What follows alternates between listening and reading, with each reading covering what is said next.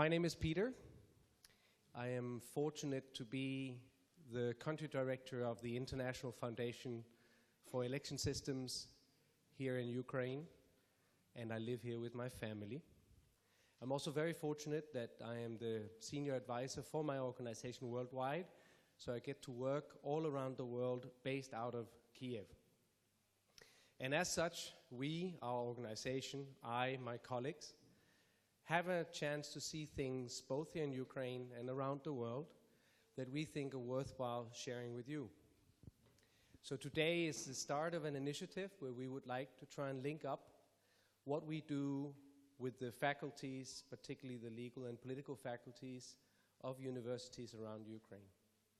So you can see this as sort of an inaugural event from us reaching out to students, hopefully creating a partnership, and also learning from you what is important for you in terms of your democracy and your future. IFES as an organization works worldwide on strengthening democracy. We try everything we can to see to that nations have the best possible democracy, and as a key part of that, has the best possible way in which it holds its elections and establishes its electoral institutions. So our work is very much in the field with offices currently in about 30 countries worldwide, helping some of the most challenged nations in the world with establishing new democracy after conflict or after revolution or in great transition. So we get to work in places like Burma, Myanmar, Afghanistan, Indonesia, Tunisia, Ethiopia, Sudan, and also, fortunately, throughout Europe. So we have a number of projects in European countries, and currently we're very active in Kosovo, here in Ukraine. We have an office in Prague, and we hope to start new projects in some of the Eastern European states that may also need a hand getting their democracy back on track. Therefore, we get to work with different countries on different aspects of their democracy. And one of the most important aspects that we work on is the establishment of the electoral legal framework that governs their institutions. And as a very, very important part of that, the establishment of the electoral system that underpins democracy.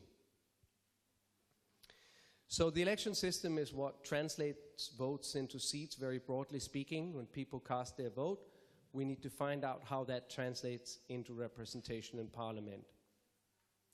And we think this is important for any democracy to mature and become strong.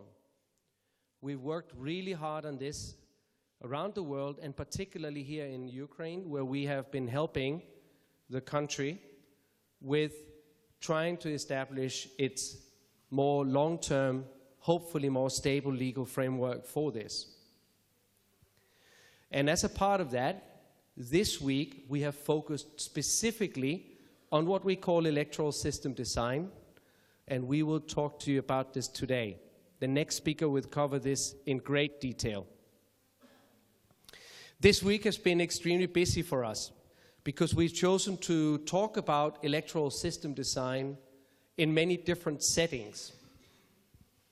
We have had a range of individual meetings with politicians, civil society, academics, and to try and understand their position on this from a Ukrainian point of view. And then we've taken this into sessions where Tuesday we met with all the leading and very impressive Ukrainian experts on electoral law and on electoral systems to discuss their aspirations, their ideas, how they see that your country could become a stronger democracy.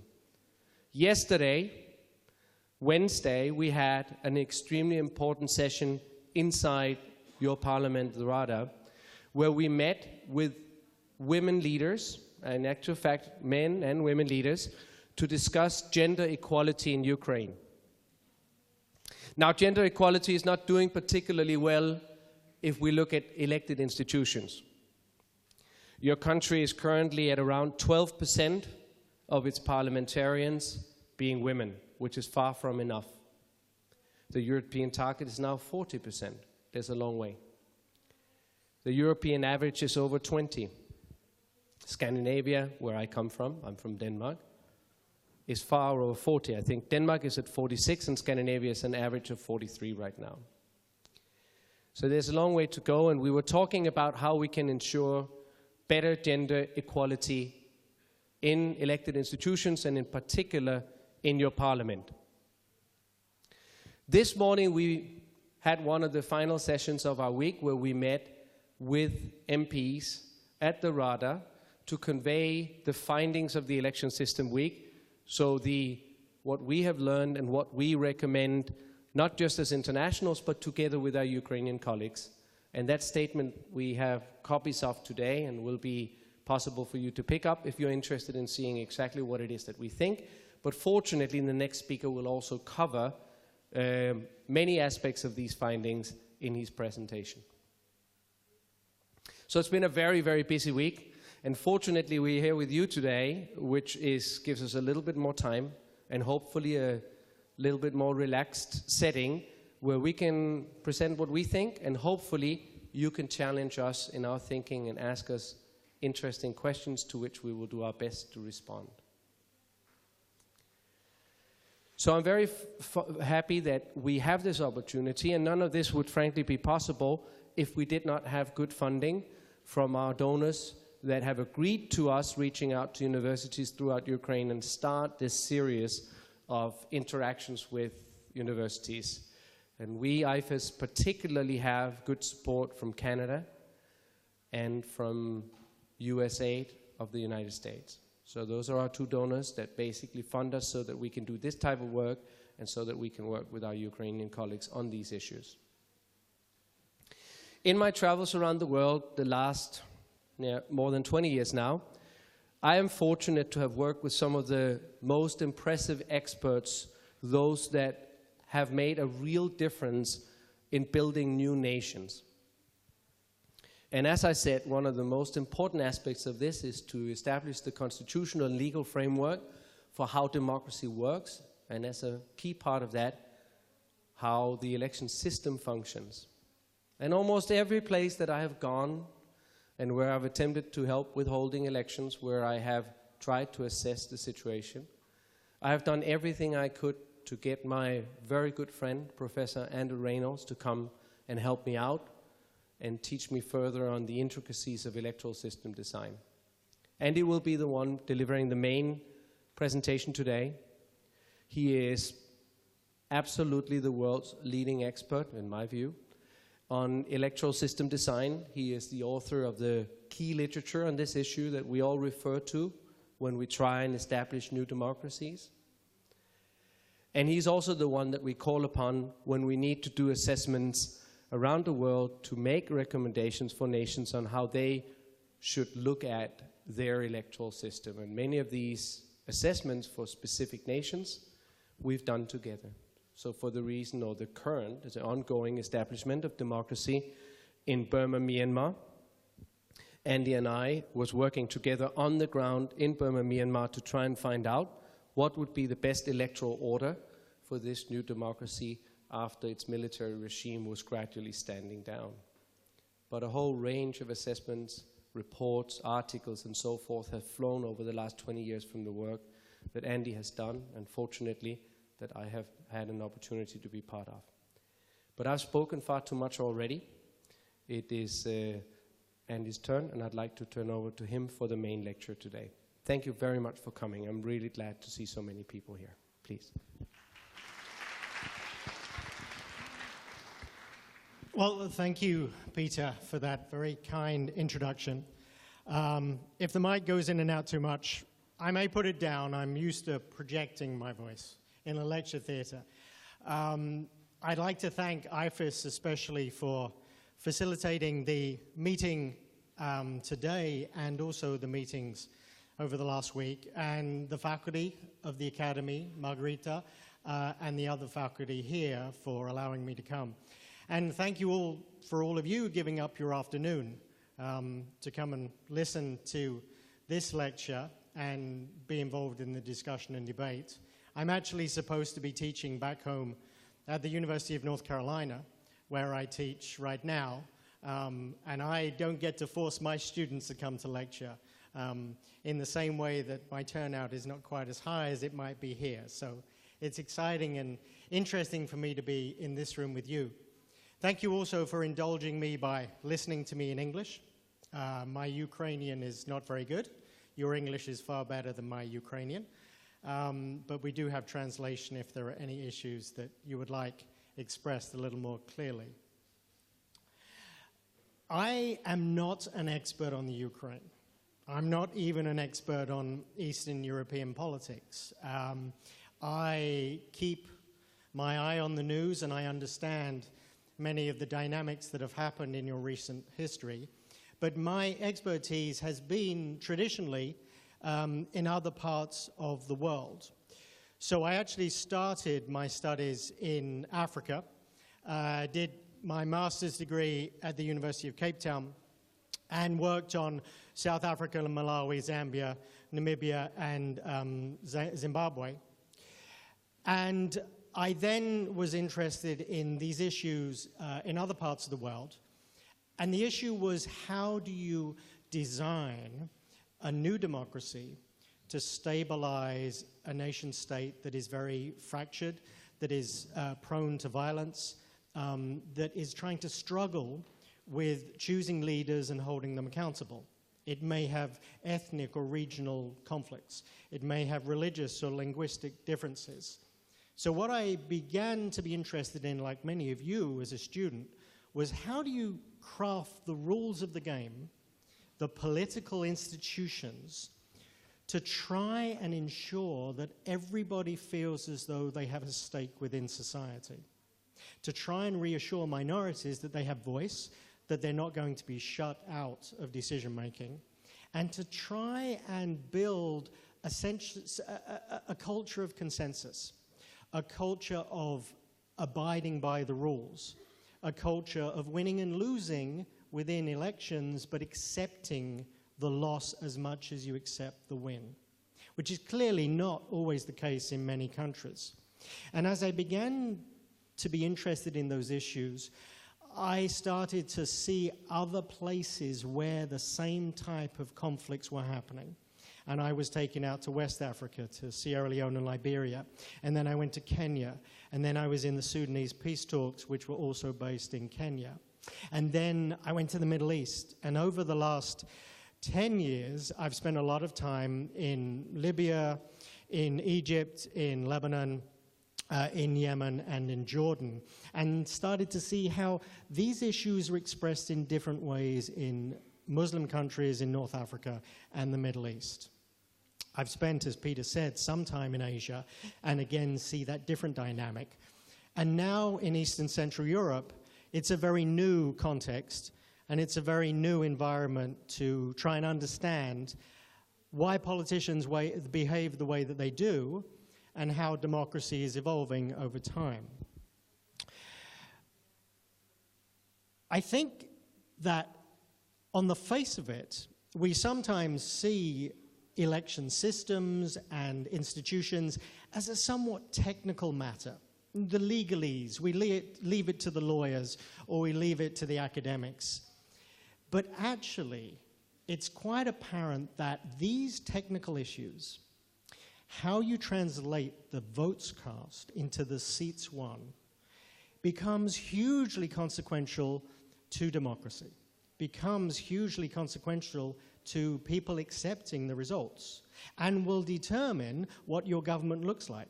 If it's a single party, if it's a coalition, if it's a right-wing government, if it's a centrist government, if it's from the left, if it is restrained or if it is able to enact policy without reference to anybody. The election system, the technical rules of the game, are one of the chief levers of designing democracy. And this is as true in America, in Britain, in Scandinavia, in Latin America, as it would be in Ukraine or any other country that we can mention. Shall I just... It's better because of that. Well, if the mic worked, it would be easier. So at the end of the day, what we're interested in are the building blocks of democracy. We're interested in how you structure your state. And then that becomes very contingent on your state. Obviously, we have no expectation that what works in Paris will work in Kiev. What works in Guatemala is appropriate for Ukraine. What is designed for good governance in Britain is going to work well in Russia. You need to craft institutions in such a way that they suit the Ukrainian culture, its history, its people, its diversity.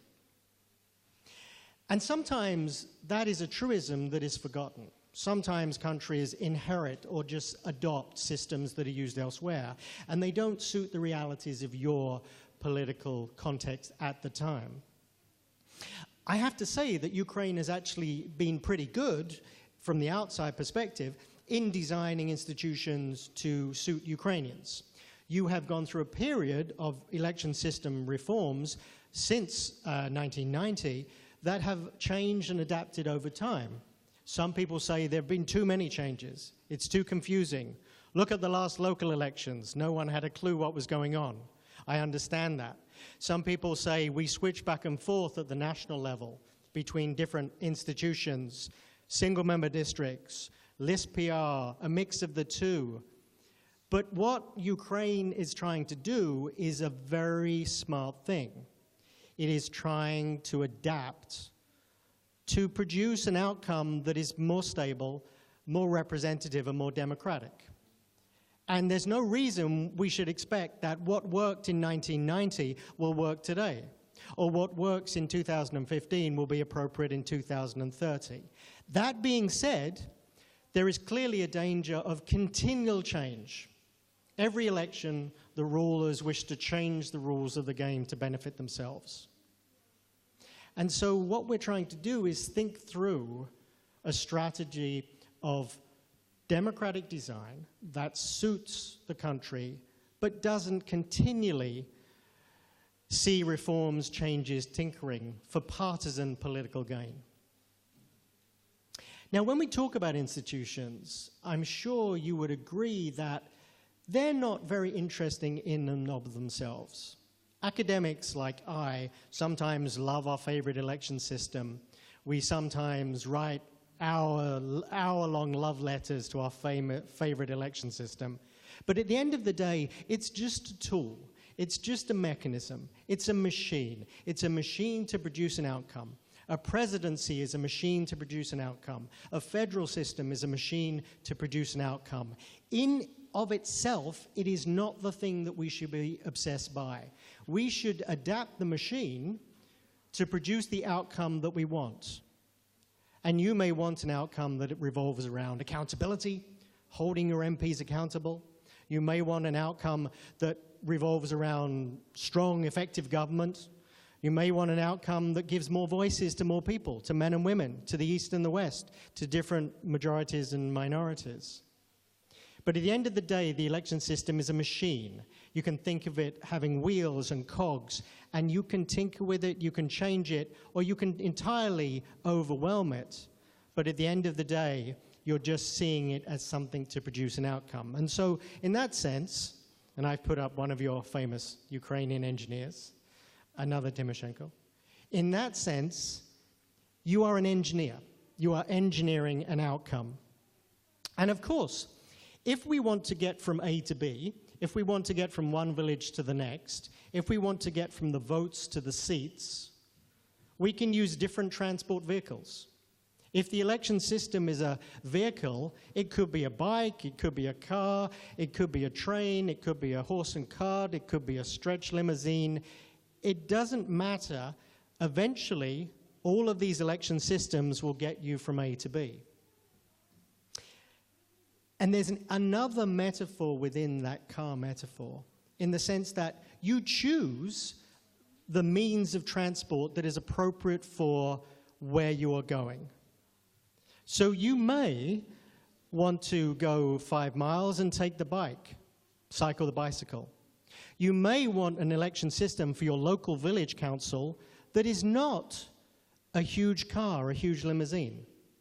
Sometimes your election system will need to be different at the local level because it has different requirements, different needs. It can cost less, it can be cheaper, it can be more efficient, and it can be simpler. But sometimes, maybe national parliamentary elections, you need the big stretch limousine. You need to include as many people as possible. You need to have men and women in the car, and you need to have different minority and majority groups in the car and different political parties in the car. And the bike isn't big enough for everybody to get on, so we have a larger mode of transport to get people from A to B. And the same is true with good election system design. I think what you use at the local level, what you use at the regional oblast level, and what you use at the national level may all be quite different because the system has different requirements. Around the world, election system design is increasingly diverse within a country. I'm actually not American, so you can't accuse me of the sins of America. You can accuse me of the sins of Britain. I'm from London originally, and all of my baggage that comes with British colonialism. But in Britain, they use at least 7 different election systems at the same time because they believe that they need different systems to produce different things at different levels. So obviously in the European Parliament, they use the European list PR system, as you use in Ukraine.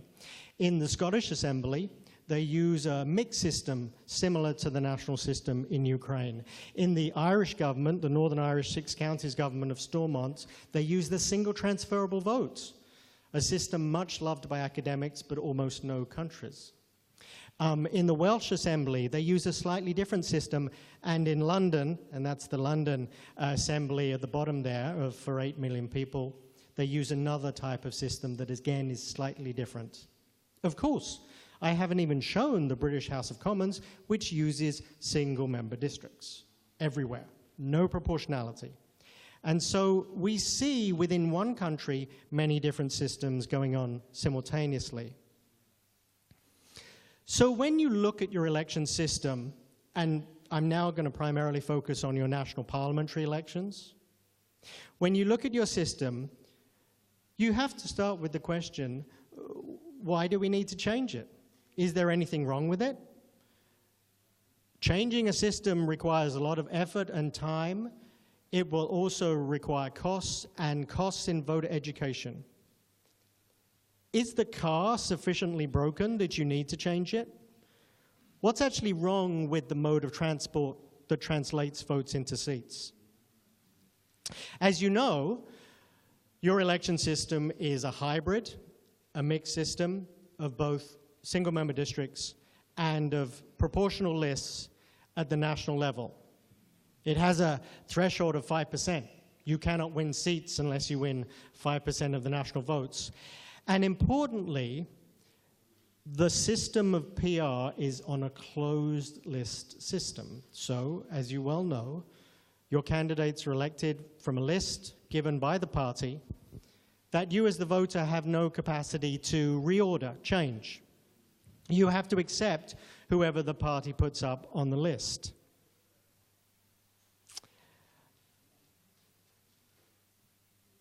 There are many Ukrainians that we have spoken to over the last week, experts, politicians, civil society leaders, that see something wrong with the car. They tell us that it's broken, and they tell us that it's broken for a variety of reasons.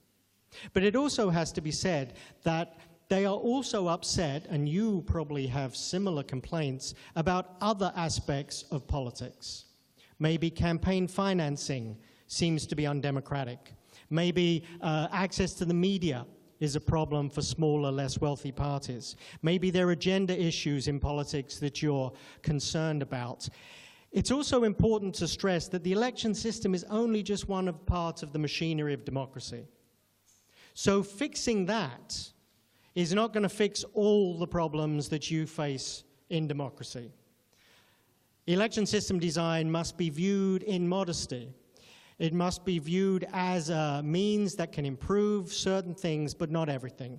It is not a panacea. It will not transform the politicians.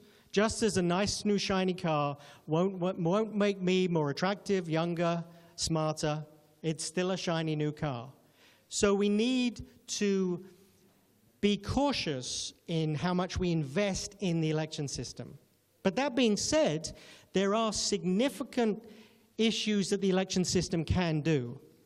And this slide really comes from our experience around the world over the last 2-3 decades.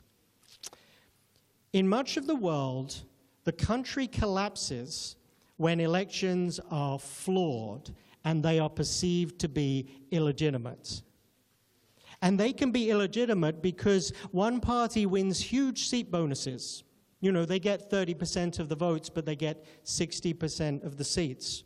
Or it can shut out entirely a minority group without voice, without representation. Sometimes elections fail because they're actually just confusing to voters, and voters don't feel the system is fair or legitimate because there are too many layers of complexity in the way they vote. A system can even fail because the administrators just can't handle the administration of the elections.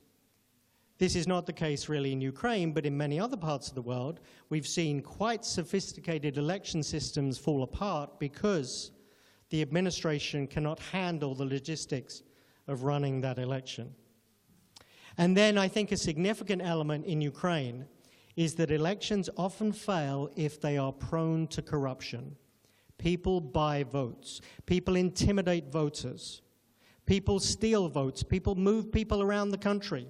In the first Namibian elections of 1989, the turnout was 107%. Because lots of white South Africans went across the border and voted in Namibia. It brings into question the legitimacy of the valid expression of the people. So when it comes to Ukraine, you have to say to yourselves, what is going to challenge the legitimacy of our elections? Are any of these elements going to threaten our democratic elections? And if they do, could we apply proactive treatments to make sure that these problems don't destroy the integrity of the process? At the end of the day, we can all challenge ourselves with the mind game of these questions. When you look at your parliament up the hill, you say to yourself, what do I want my representatives to look like? I mean, should they look like us? Should they reflect us like a mirror? Should they reflect our ideological cleavages? Should they reflect our different languages? Should they reflect our genders? Our ages? The most underrepresented group in the world are not religious minorities, are not women, are not any other type of marginalized group you can consider. The most underrepresented group in politics in the world are young people under the age of 30. Which is sometimes a huge problem because that means that their voices are not heard in the legislature when it addresses questions that particularly hit you and young people.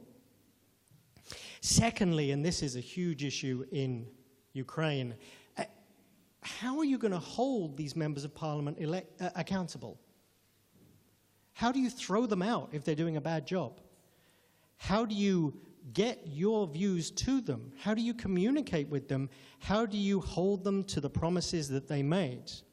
Now, the system cannot guarantee accountability, but it can enhance accountability. And then thirdly, the big question, what do you want your party system to look like? Do you want lots of parties? Do you want 2 parties? Do you want to constrain the parties, or do you think it should be free and open to any party to stand? Your 5% threshold has immediately said that small parties, perhaps regional parties, are not valid expressions of popular view in Kiev.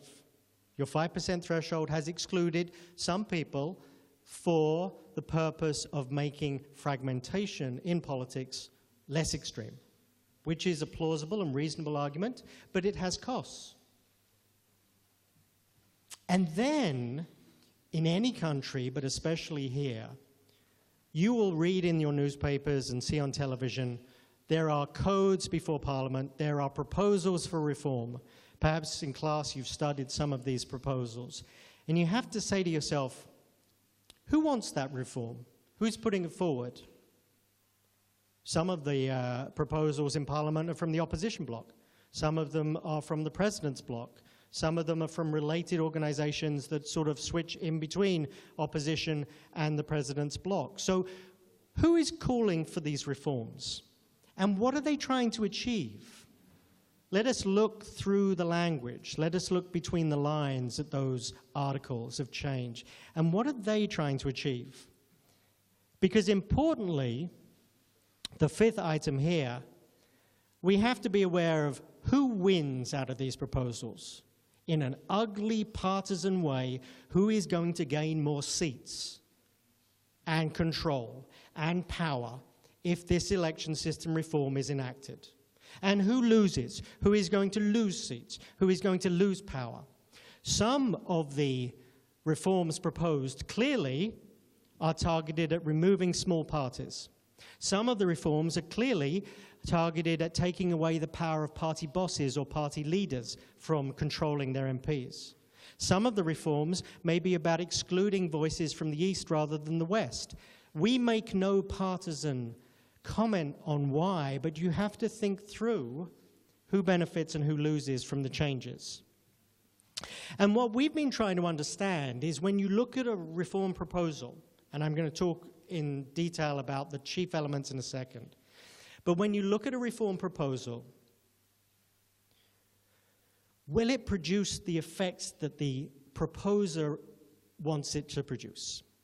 So they put together this new election system, and let's say they want it to mean that Parliament is more accountable to the people. Will it really do that? We can look at evidence from elsewhere, from other countries, from comparable countries.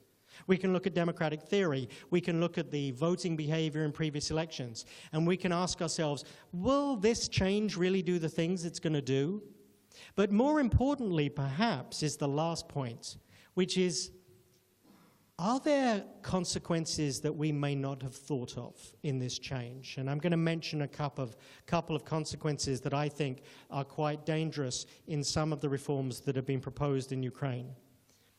Are there things that will happen to politics that are quite dangerous, that are incidental outcomes of changing the rules of the game? Because all of these principles are continuums.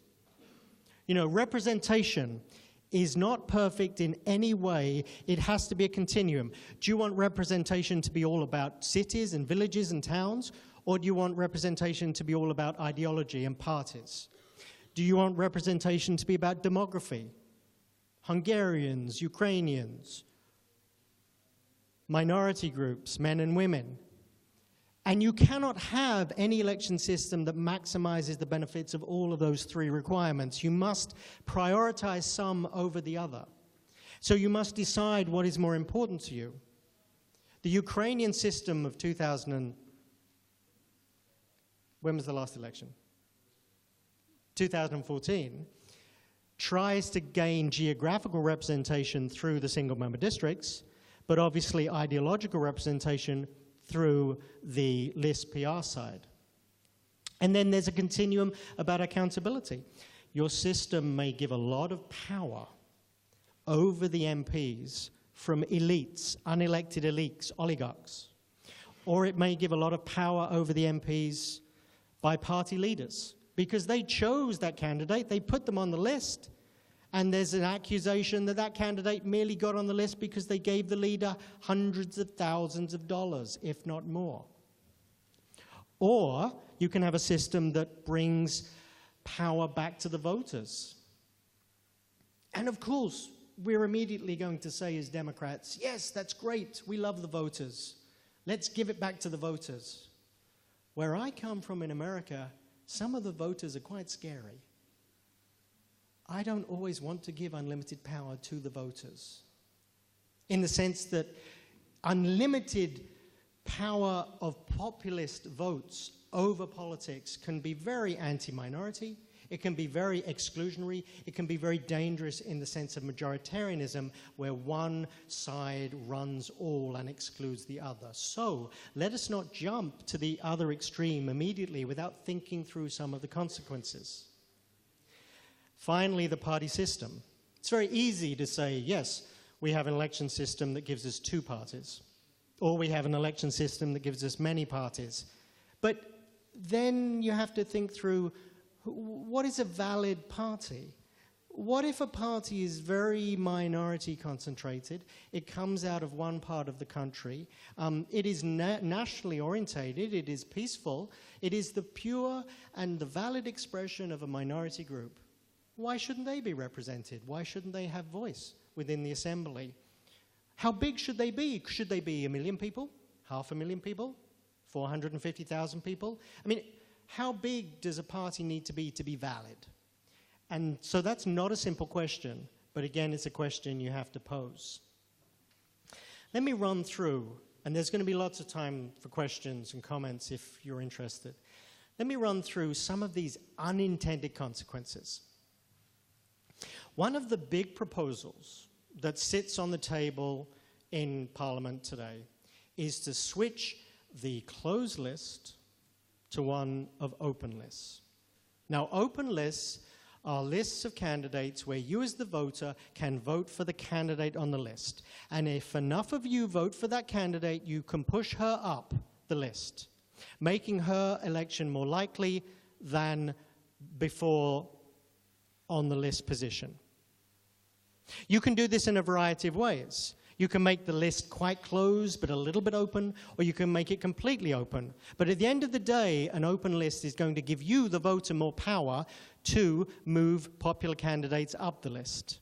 The party leaders may have put this guy first, but the voters like the person who's in 7th place, and so they accumulate their votes on that person and push her up above the top of the list.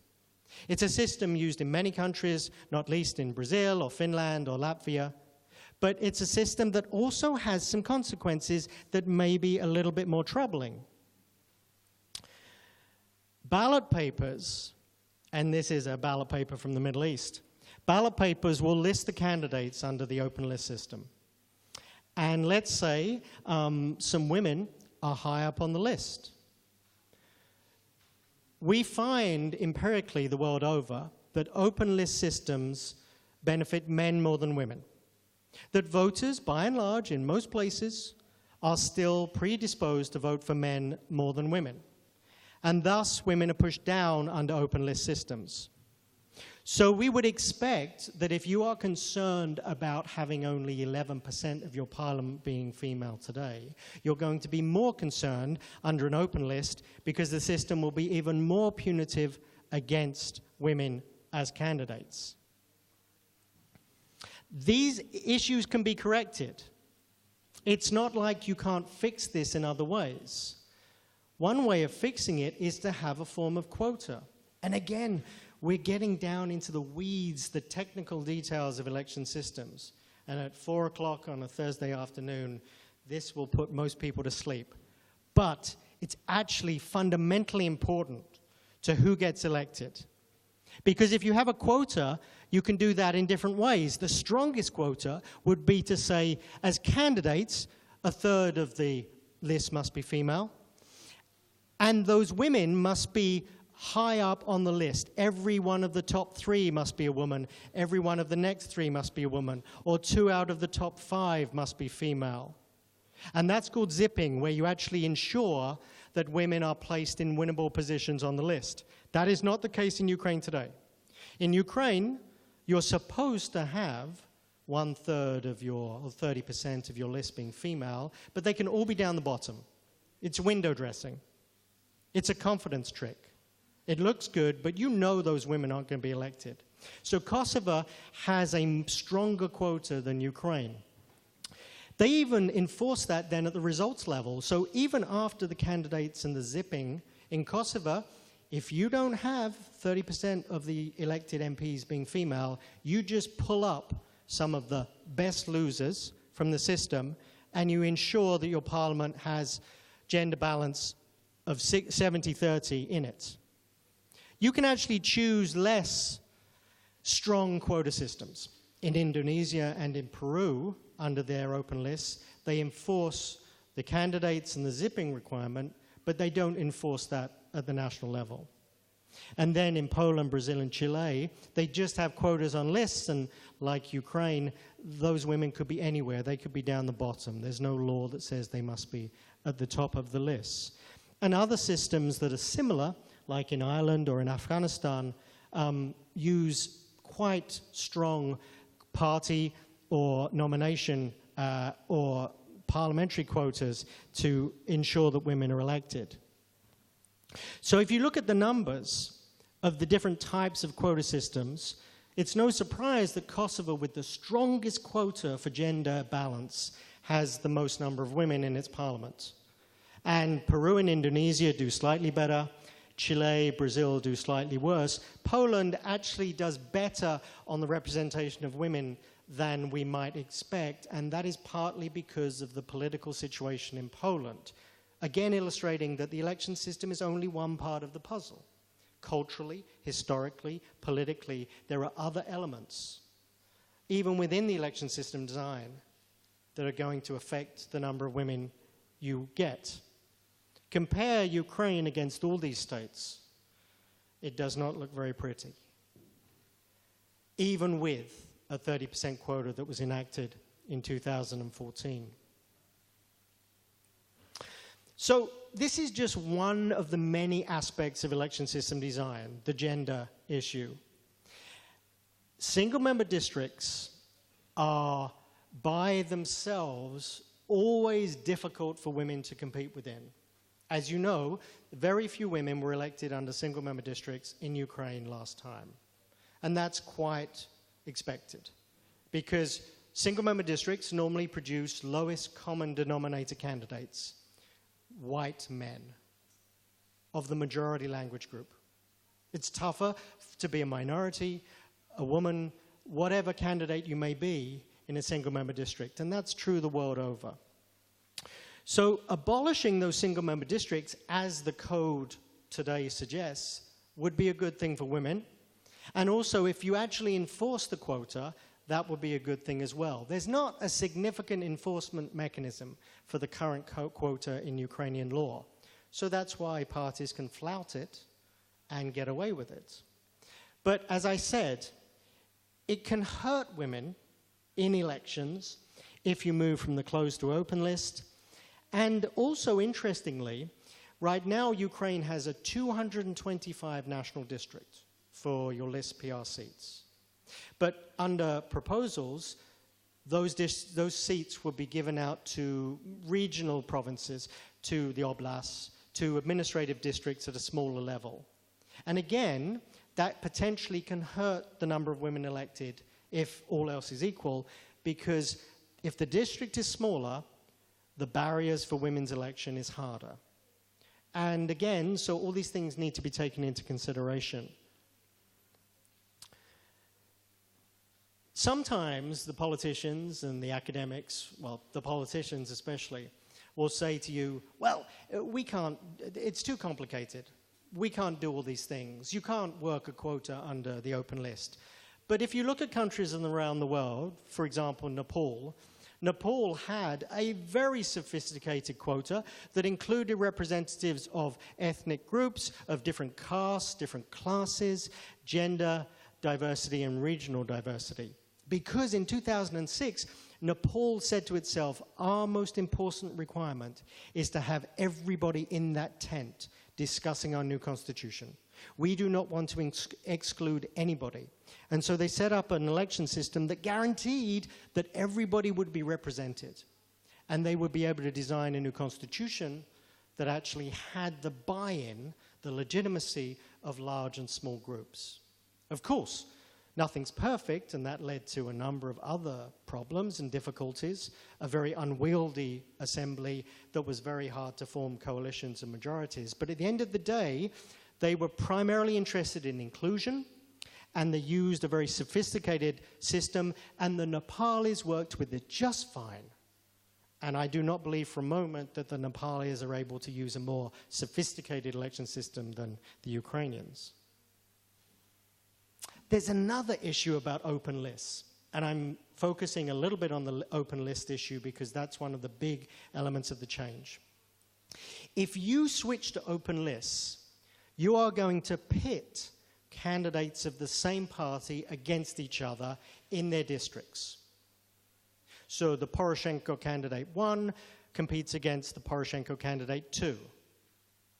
So now they are not just fighting other parties, they're fighting themselves. They need to win more votes than their colleague from the same party. So you have created an incentive to fragment political parties on the ground. And that has been true to some degree in Ireland, in the Republic of Ireland. This is a picture of the Dáil, the Irish Parliament in the 1920s. Ireland has an intra-party system that sets up some degree of conflict between members of the same party. And Ireland has struggled with that over time because it means that parties are less cohesive, they're less organized, and they're less reliable to plan with in the future. So again, what we should do as academics, as students, is to think, how does that intra-party competition impact our parties in Ukraine? How might it affect? Would it make them very unstable, fragmented? Would it actually lead to more problems than it's worth? And then there's this important issue about corruption. A lot of people have said, well, the reason we want to move from closed to open lists is that the closed list is entirely corrupt. Candidates on that list, as I said earlier, hold their position to buying their position by giving large amounts of money or resources or media time. Oligarchs just trade with each other to get a nice high position on the party list. We're not electing the smartest, most technically adept, charismatic leader. We're just electing the people with the most money and power. The closed list sets up this corruption game. And so the drafters understandably say, let's get rid of corruption, let's make it an open list, and the people decide. But again, we have to think through that. There may be many, many reasons why an open list is better, but what about the fact that in some ways it just moves the point of corruption? It just moves the theater of corruption. Because now my incentive in a district under the open list is to buy voters, not party leaders, buy voters. I may need 1,000 people to vote for me more than the other guy to get elected as my party's candidate in the list. And what that means is that you just need to go around and intimidate 400 people and buy off another 500 people, and maybe the size of corruption is lowered, the cost of corruption is limited, but it's still there, it's just there in a different way. We've changed the theater of corruption, not necessarily rooted it out of all of politics. All of these issues about election system change then have related add-on questions. When you change the election system, you're going to have to change your ballot paper. And the way in which you present that ballot paper is going to be pretty influential in the way in which voters understand the elections. You can design a ballot paper to produce certain outcomes. It's been shown through experiments that you can change the results of an election through different ballot papers. Some places have been fairly sophisticated about this over time.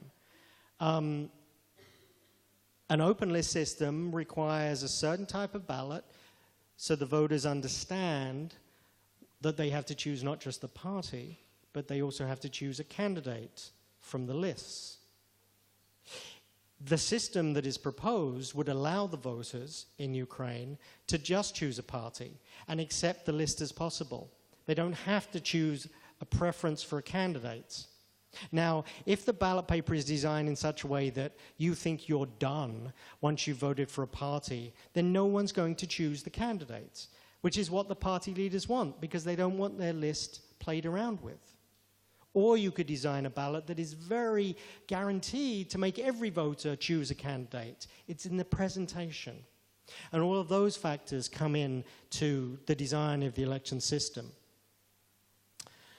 This issue of the threshold is very important too. Is it 5%? Is it 4%? Is it less? In many countries that have a threshold for representation, there is what we might call a backdoor mechanism. In Germany, if you win 3 single-member district seats, you get your share of the national parliament regardless of whether you've passed the 5% threshold. In New Zealand, if you get 1 single-member district seat, you get your share of the national parliament regardless of whether you've hit the threshold. So in New Zealand, there was a case about a decade ago where the Green Party won 4.5% of the vote, were not going to win any seats, but then they managed to win, with external votes, a northern constituency in New Zealand, and actually that meant that they did get represented. It got them about 11 seats in Parliament, and ultimately that changed the type of the government because there were enough seats for them to form a coalition with somebody else. So it becomes a technical but very influential issue about exactly where your threshold remains. So let me close and open the floor for discussions and debate with some principles that I think are quite crucial. Any election system needs to be simple enough that people intuitively believe it to be fair. They can understand how their vote is translated into a seat. It's not going through a machine in a sausage factory where there's no relevance to what goes in and what comes out.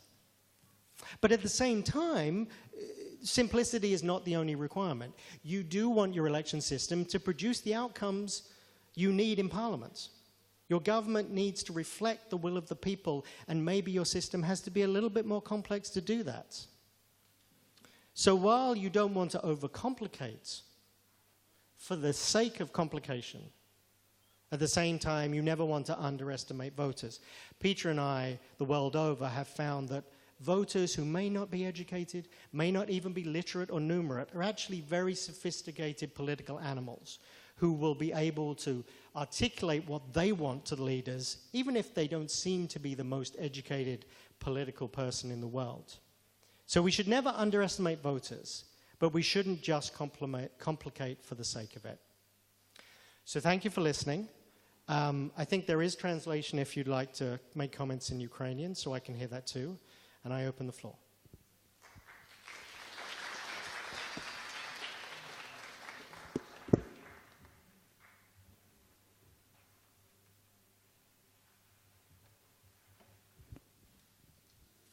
Okay.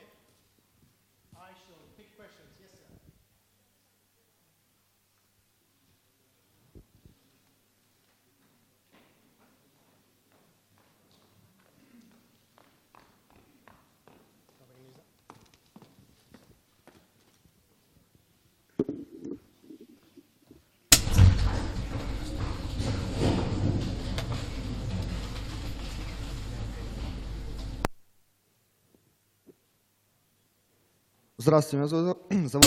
Hello, my name is Artem Nikolenko. I represent a party called Republic.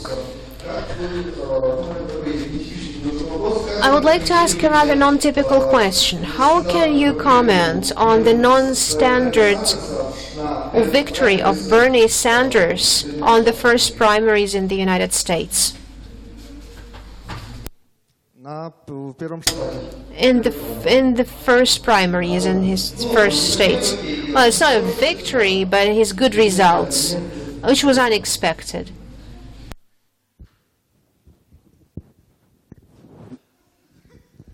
Right. So a good Ukrainian politics question.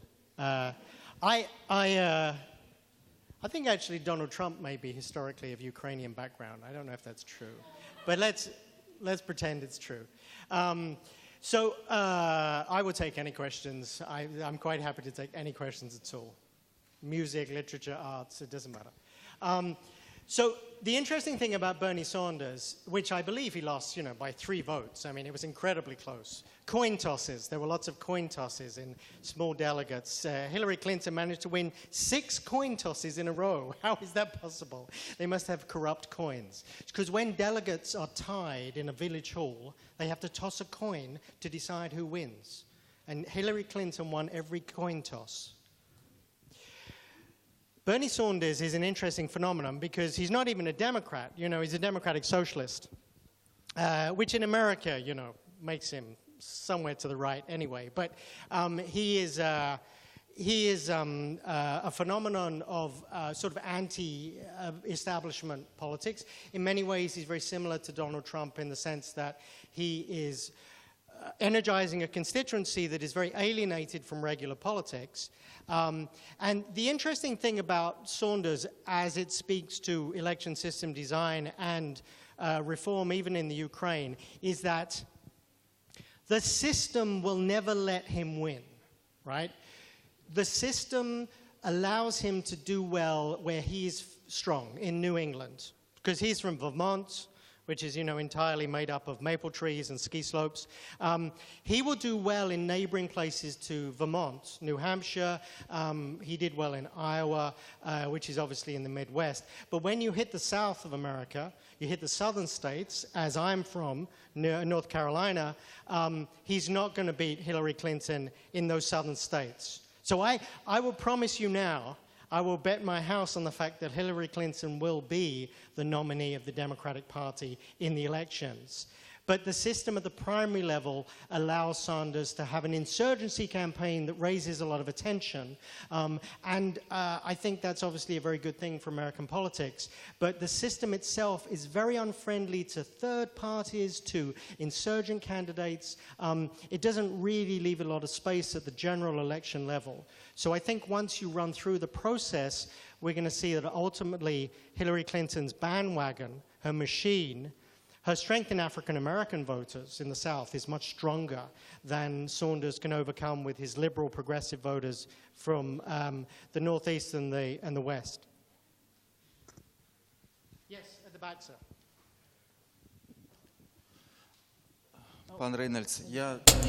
Mr. Reynolds, I don't represent any party.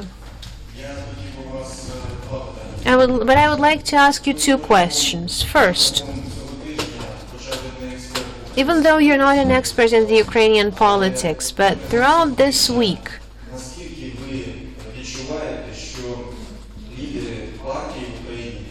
to what extent do you feel that the leaders of the political parties have generated this tumor? How much they can release the power, relieve their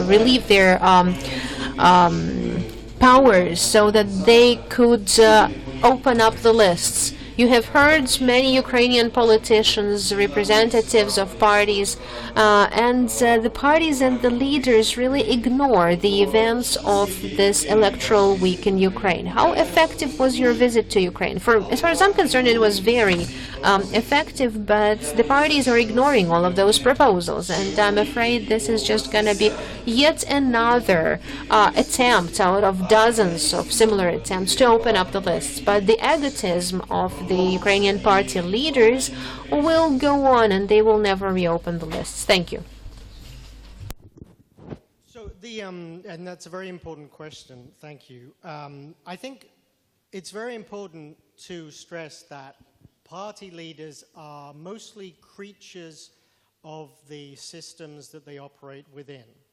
So whilst I do understand a degree of upset about how any party leader behaves around the world, at the same time, I'm also aware of the fact that, yes, the systems you have almost encourage them, facilitate them behaving in such a way.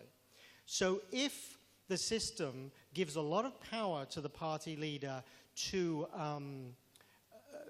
arrange the list along the lines of his or her choosing, they're going to take that power. How does change happen when the politicians are resistant to change? Because, of course, in the election system sense, this is an even more difficult question, because the politicians who are being asked to change the system are the ones who were elected by that system in the first place. They have a vested self-interest in maintaining the elections that elected them to parliaments. As I mentioned in a different meeting, the American expression is, it's like turkeys voting for Christmas. Why would you ever do it? Why would the Poroshenko bloc, and let me be frank, why would the Poroshenko bloc take away the single-member districts? They benefit from the single-member districts.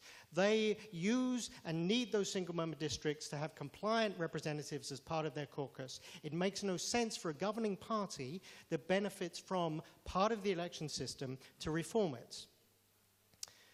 Other party leaders may also be very nervous about leaving decisions over their caucus to the voters, because they need that strong arm on the shoulder to make sure that their MPs vote along the same way. So, in effect, this is quite a simple dynamic. It is politicians versus the people. This is a dynamic that Ukraine has experienced many times. One of the few places in the world where the people have overwhelmed the politicians, quite recently. So, I mean, if anything, you're the ones who should be teaching us the lessons of people power. Because this is a question not of revolution, it's not a question of conflict, it's not a question of occupation. This is a question of internal politics, and the people want change, but the establishment are resistant. So how do the people energize enough pressure that the establishment needs to change? Well, frankly, at election time, you just vote them out.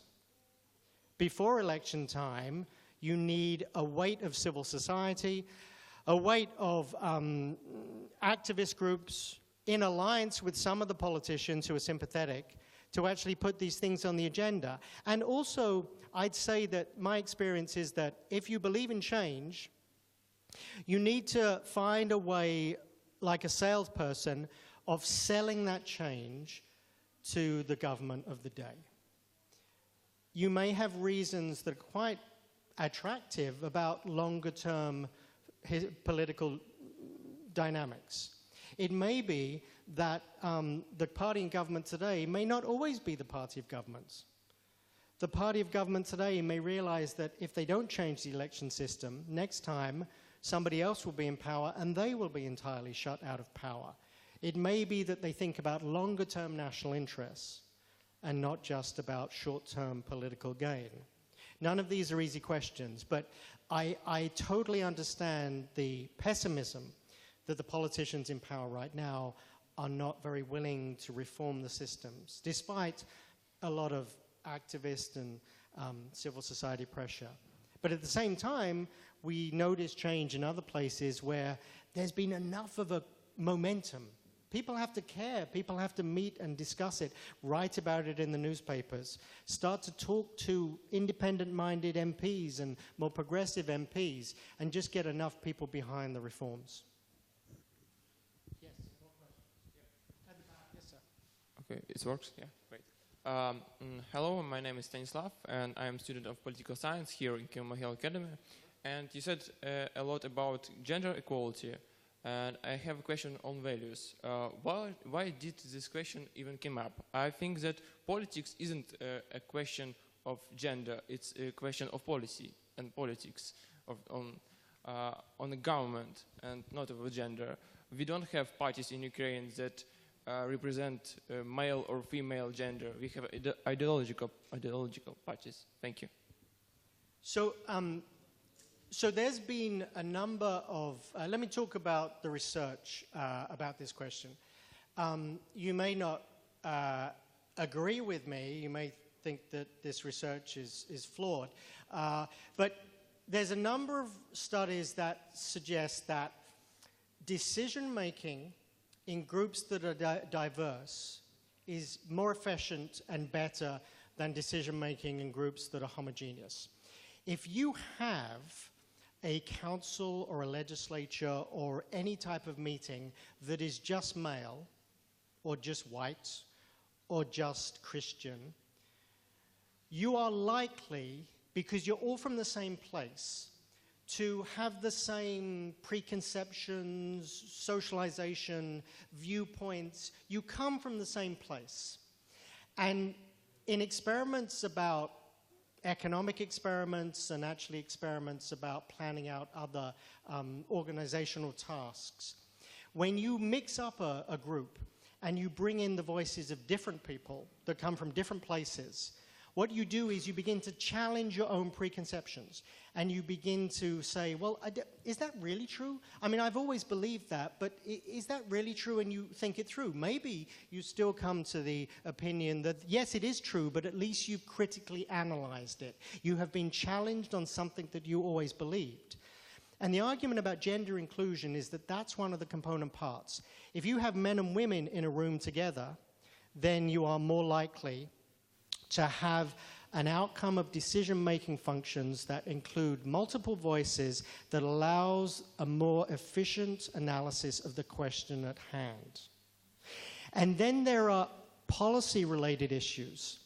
In India, 1/3 of all local governments are mandated to have women in their local level councils. The councils that have female mayors are better at policies that relate to women in the village because women run the household. They collect the water, they make the firewood, and they're more concerned about environmental pollution. So the councils run by women in India are empirically more responsive to issues of environment and water quality than the ones controlled by men because the men aren't concerned with those issues and the women are. Plus, the reporting of abuse, of sex crimes, of rape, of abductions of women has astronomically increased in places where women are the village mayor. And that's not because the attacks on women have increased, it's because the reporting of those crimes has increased because we believe that women become more empowered to report crime when they see somebody like them at the top of the tree and they think they will be taken seriously. So if there is indeed a benefit to having women in politics, how do you arrange it? Well, yes, we shouldn't care about men and women. We should allow everybody to run, and we should have men and women treated equally under the law, on the ballot, and by the voters. There should be no special rights for women. There should be no special lift up to power. That is true. But that assumes that the context of society is a level playing field. It assumes that women are fairly and freely running for election along with everybody else and just losing because they're not as good. I am sure, even though I haven't spent more than 10 days in Ukraine, that Ukraine reflects many other parts of the world, in that women are not full players in other elements of society. Women don't run the banks. Women do not run they're not CEOs of the boardrooms. Women aren't necessarily the head professors and academics in the institutions. Women aren't necessarily the head doctors. Women are not integrated across all the professions, the legal, the social professions of the country. Now, that's the class where the politicians come from.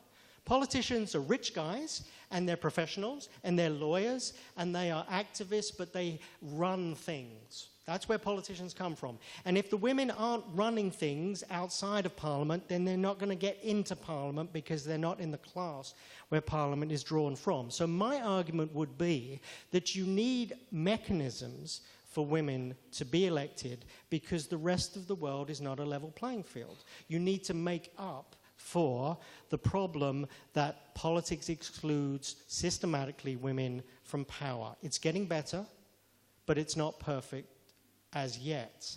And then you do get all these practical effects that actually just improve the way we're governed. Women aren't any smarter. Women aren't necessarily any more peaceful. Women aren't necessarily better at government, but without them being there in adequate numbers, you lose all the decision-making effectiveness that you would have in a diverse group. And at the end of the day, it means that having women's quotas or gender mechanisms doesn't benefit women. It benefits everybody.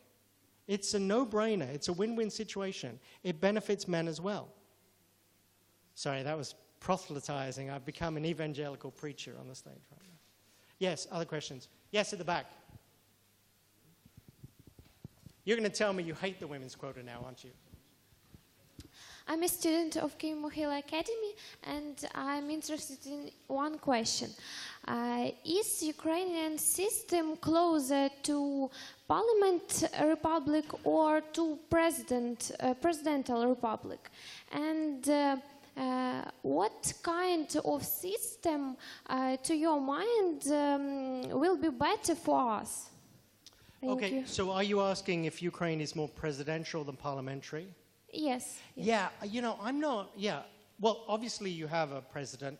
I'm not an expert on the relationship between the executive and the legislature in Ukraine. I mean, there are different ways of arranging that separation of powers. Some that obviously give much more power to the president, and some that basically constrain the president significantly from the legislature. You know, in France, the prime minister has significant powers as head of the legislature, and he or she can really constrain the president if they're from different parties. Certainly, the legislature in America can constrain the presidency. I mean, my gut feeling is that Ukraine is more strongly presidential than almost all parliamentary systems, and more strongly presidential than a number of presidential systems as well. So, I mean, I think the powers of the president here are significant, and they cannot run over parliament in a truck, but at the end of the day, they do have a lot of influence and sway. Now, the question about suitability, which is better, is a question for you. I'm not going to hazard a guess about whether parliamentary or presidential is better. But I do think that the election system, interestingly, for the legislature affects the presidential powers as well. Because what the legislature looks like is going to affect its relationship to the president. Frankly, one election system might produce a big majority for the president in parliament, and another might actually lessen his power and actually mean that he has to cooperate much more with the legislature. So all of these things are interrelated like cogs in a watch. Yes?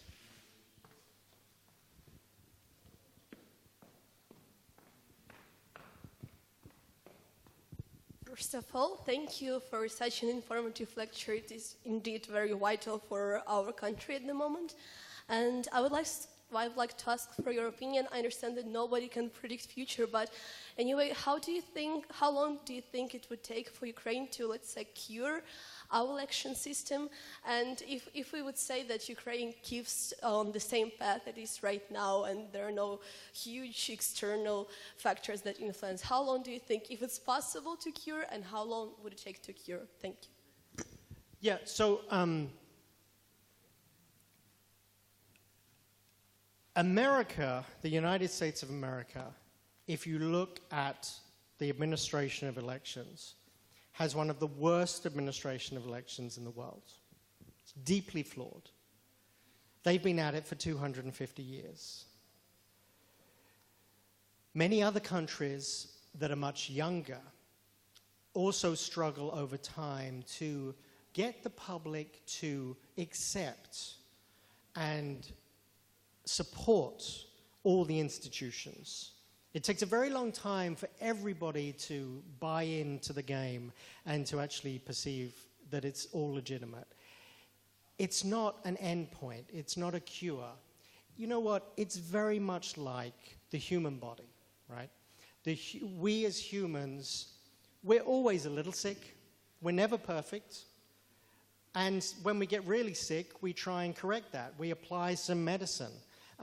We may even go in for surgery. Ukraine's election system may require in-doctor surgery today, major surgery.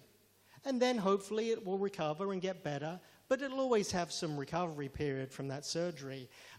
So we shouldn't expect perfection in the system. We should expect it to be generally free and fair. We should expect it to adequately reflect the will of the people. And let's say the system fails 0.25% of the time, but that doesn't really matter too much because it doesn't change the result of elections, right? So I think it's a continuum. You move forward to improving and improving and improving. Democracy and the election system is much like this rather attractive bottle. And it's full of rather attractive water, so I'm not going to do the trick. But consolidated democracy is like that.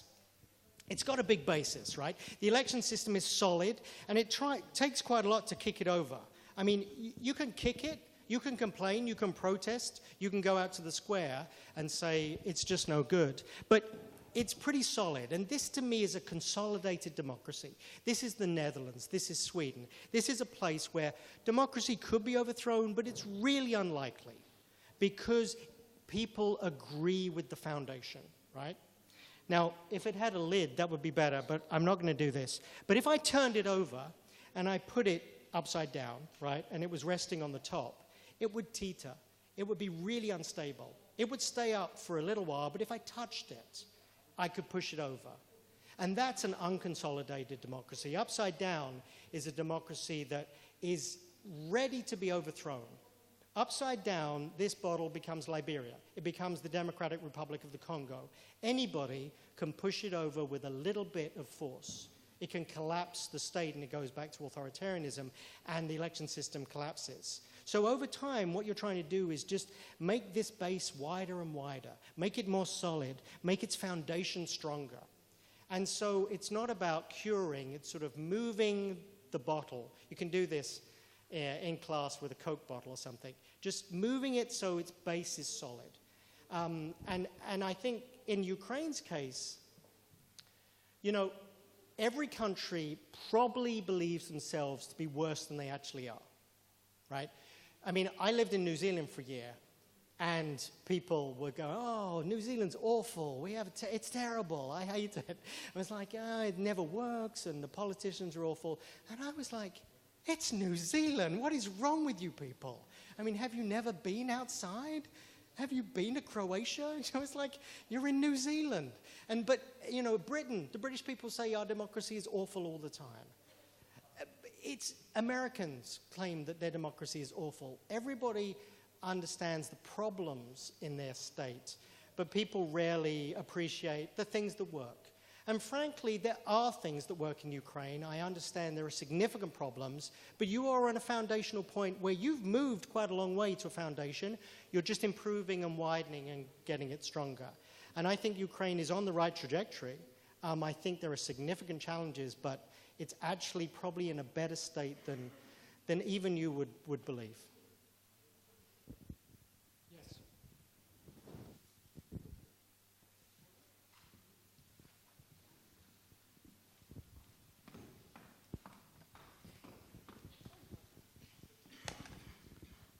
Мене звати Анастасія Зернова, я адвокат.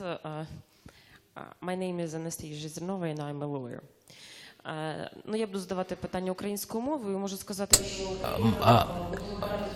Ukraine will choose for a long time the right system because the political culture of our voters is not at a high level, because most of the young people never go to vote, and those who do come to vote, they vote for the party that doesn't have a certain ideology or even a strategy. So I think it will take us a long time to reach a good and reliable electoral system. But my question is slightly different. What do you think? Is it timely today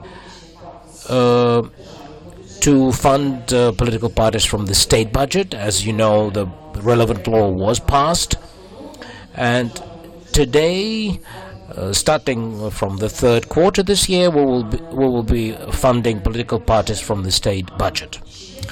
My second question, or continuation of the first one, do you think this is correct to change the games during the electoral process? What I mean is on the 2014, we elect the president, but everyone understands that we're only electing him for 1.5 years. And then we'll have to re-elect them again. But 10 days before the election day, there is a decision of the Constitutional Court that says that the president is elected for 5 years and that he stays in the office. Do you think these rules are fair and honest?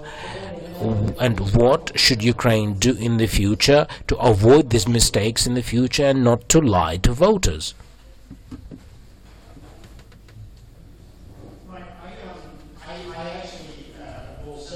First question. I find it difficult to answer the second question because I'm not familiar with the details of the decision by the court. The first question about the state funding of parties, and I'll give my personal opinion. This isn't an opinion necessarily of any of the funding groups or of IFAS.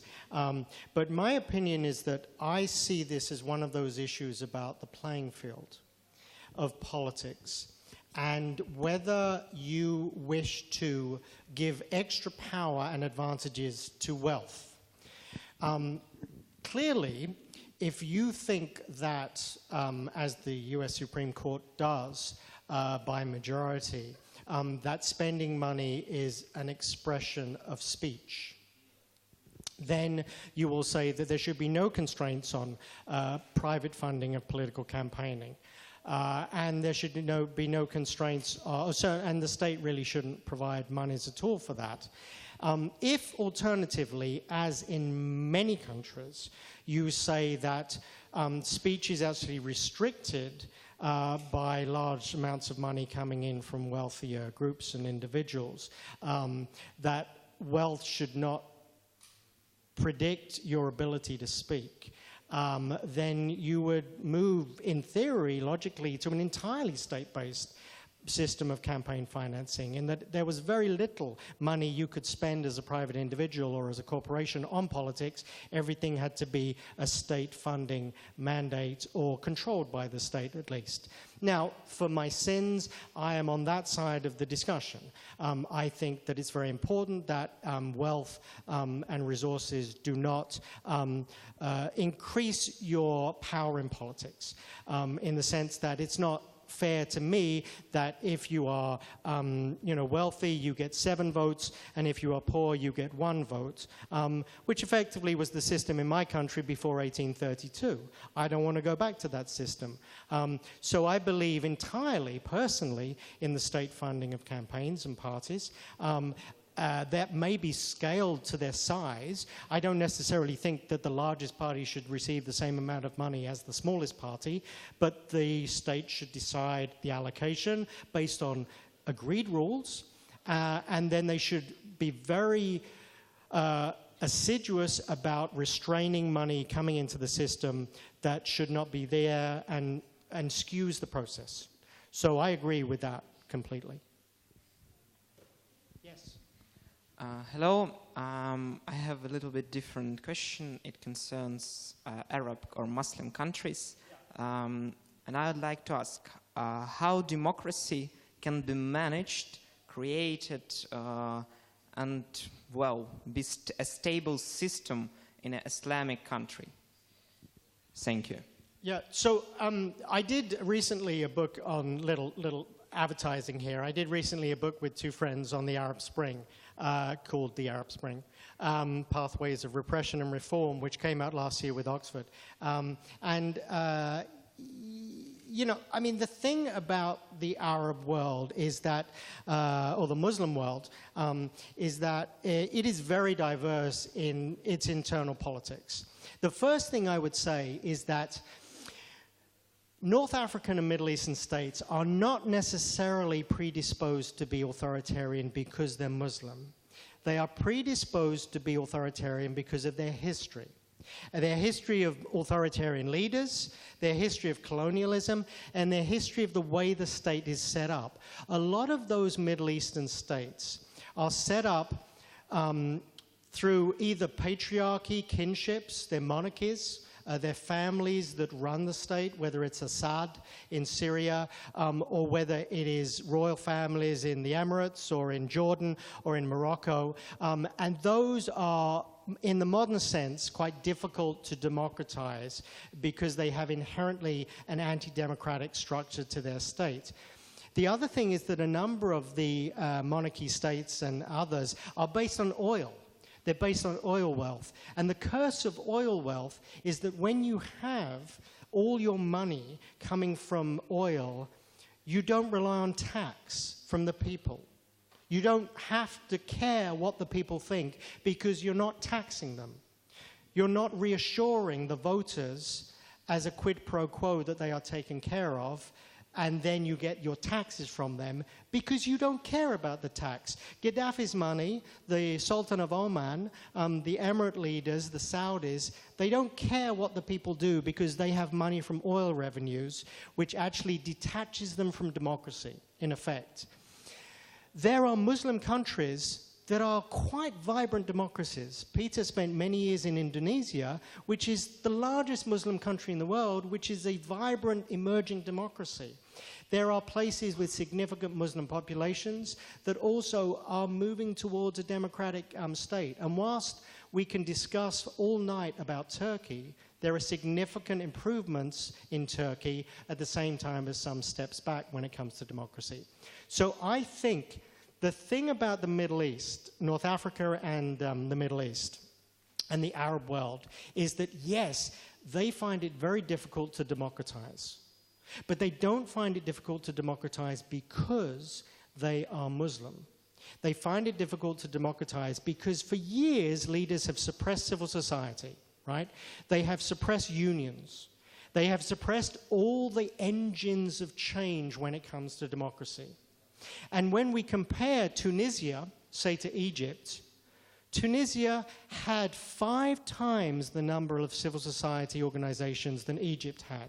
Tunisia had 10 times the number of union members than Egypt had at the same time in 2011. The liberalism of the old regime in Tunisia meant that there was just ingredients to mean they had a better shot at democratizing, a better chance of democratizing. So Tunisia seems to be doing better on the democratizing stakes because its history just allowed them a better throw of the dice. So, I mean, I would caution against making that sort of authoritarian to Muslim Islam link, which is not inherently there. And the last thing I'd say is that over the 19th and 18th century, democracy happened in places that were very anti-democratic, in the Christian churches, the Catholic churches, in feudal states. They had places that were just as anti-democratic as Islam. And democracy happened there because of a slow change in the relationship between the leaders and the ruled in those countries. So I think there's more to the picture.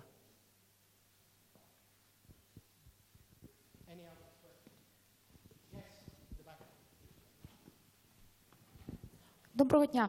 В мене питання, яке стосується I have a question regarding referendum. How, from international experience, is the referendum is effective to get the people's opinion? And how does its effectiveness depend on the political, let's say, level of education among the society, the people's awareness? Referendum result is going to be heavily dependent on people's awareness of the question, their turnout, all those issues. I mean, to me, I would say, my personal view is that a referendum is something that should be used very sparingly. And you should really think through what you want the referendum to do. Because the referendum is sort of the ultimate majoritarian device. The people with 51% normally will determine a big important question. So maybe it's about independence. Maybe it's about the secession of South Sudan. Maybe it's about the independence of Scotland. A referendum is certainly plausible and appropriate then because you're talking about the identity of a nation. But there are other issues that I wouldn't necessarily move to use a referendum on because a referendum is a very blunt tool. It's an either-or question. It's not a sophisticated way of decision-making. And as you say, or at least imply, a referendum is heavily dependent on the level of education in society. You don't have that mediating factor of a legislature, of a parliament discussing it that's in between the voters and the outcome. You know, representative democracy is just that. It's a layer that mediates between the voters and the decision. But a referendum takes away that mediating layer. So sometimes I think referendums, recall votes, things that are, national issues are, I mean, there was actually, interestingly, some debate about referendums on marriage equality and same-sex marriage in Europe because people said you shouldn't have a majority referendum on a human right because we could have a referendum on whether different races could marry each other, or we could have a referendum on whether the rights of this minority should be suppressed.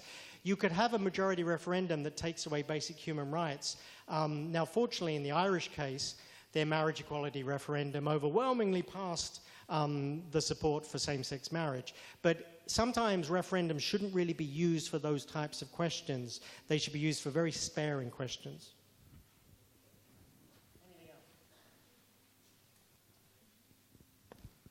Well, thank you so much for your time. The sun is going down. So I appreciate greatly the experience here today and the experience in Ukraine as a whole. I've had an amazing trip, and IFIS and USAID and the Council of Europe and the Venice Commission have been wonderful hosts. And I wish you well for your studies and exams when they happen, and hopefully I'll return one day. Thank you.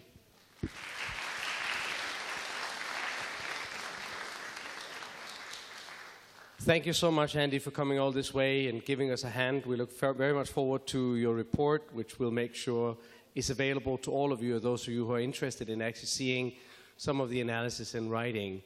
From our side, from IFIS, from our donors, USAID, Government of Canada, we'd like to thank you for taking the time to come here, give us this opportunity to speak to the most important part of your population, those that have to live with this democracy for many, many years to come. So our special thank goes out to you, and we hope that we'll have another opportunity to return with yet another fascinating issue that is important for your democracy, for your state, for your life. Thank you. Have a nice evening.